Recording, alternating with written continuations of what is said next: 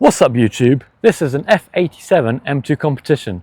I'm Dave, I run encyCARpedia, and I'm going to give this car a second chance because I don't think I was entirely fair the first time round. I've been driving it more in this beautiful weather we've had recently, and I've made some changes which I'll get to when we're inside, but for now I'm going to give you a more thorough introduction of this car, beginning with the exterior. So the M2 and M2 Competition over the standard 2 Series got wider bodywork, wider rear haunches and wider front arches. It also got an M active differential, so it has electronically actuated clutches rather than spring-loaded clutches, allowing for infinite variability from side to side.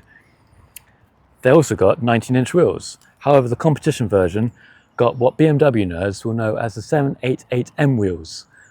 For all you normal people, these are forged alloy wheels called 788M.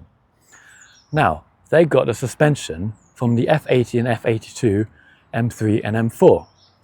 However, the competition version got rose joints at the rear, 3 either side, for less deflection, increased precision and control. We'll find out if that's the case.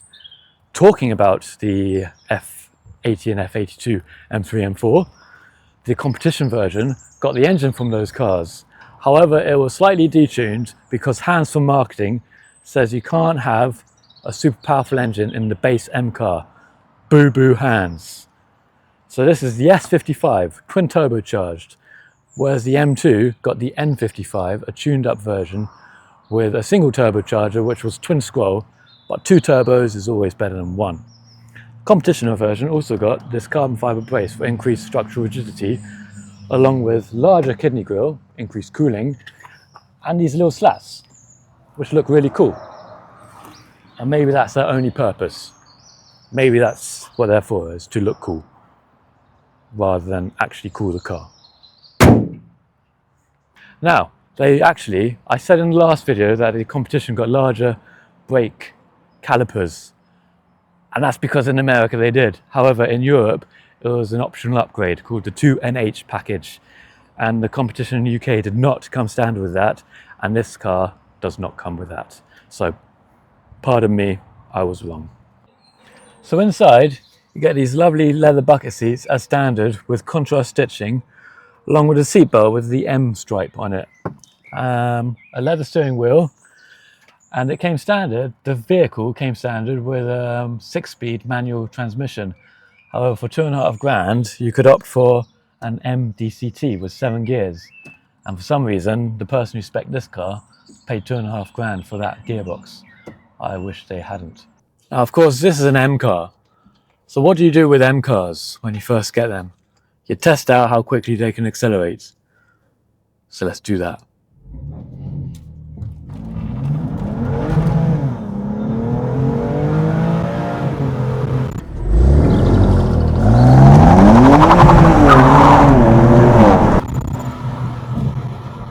That's alright. It's not as bonkers as the M4X drive from last video, but that's quite acceptable. Don't know how much tyre I have left. Oh, talking about tyres. It would have been better if we had decent tyres on this car. That's the video I'm actually considering. Do I get Pilot Sport 4S tyres and then compare them to these tyres and say how much it improves the car?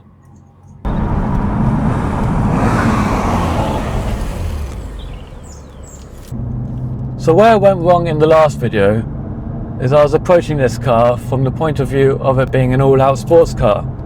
And that's because I had read online a lot of people comparing this to a Cayman GT4. Some people even said, what's even the point of a Cayman GT4 now that this car exists?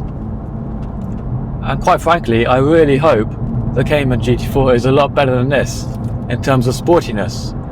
I haven't driven one, but I would expect even a standard Cayman to be sportier than this car. But what this car is a miniature German muscle car, and you have to drive it as such. On your private country roads, you need to chuck it into the corners. You can't use it like a precision tool. But if you drive it appropriately, it's actually really good. You can really enjoy yourself, and it does grip up. but it is compromised by the McPherson struts up front, which the Cayman of course has on all four corners. This at least has multi-link rears. Now the problem with McPherson struts, apart from the camber curve, is that there are fewer points of contact, fewer connection points. So in order to have a similar level of NVH as an equivalent double wishbone setup, the bushings need to be softer, which increases deflection, which decreases precision and control, and also removes the feeling from the steering. So that's why I like double wishbone suspension. Now a lot of cars do have McPherson struts, which would be marketed as sports cars, 911, but that's because of the accounting departments. That's not because the engineers have decided that's the best option. That's Friedrich from accounting. McPherson struts are cheaper to develop, they're cheaper to manufacture, and they're cheaper in assembly. So that's why they're preferred by accountants, not by engineers. The changes I've made to this car since I last reviewed it are that I spent a little bit more time adjusting the seat. And that is it. That's all I did.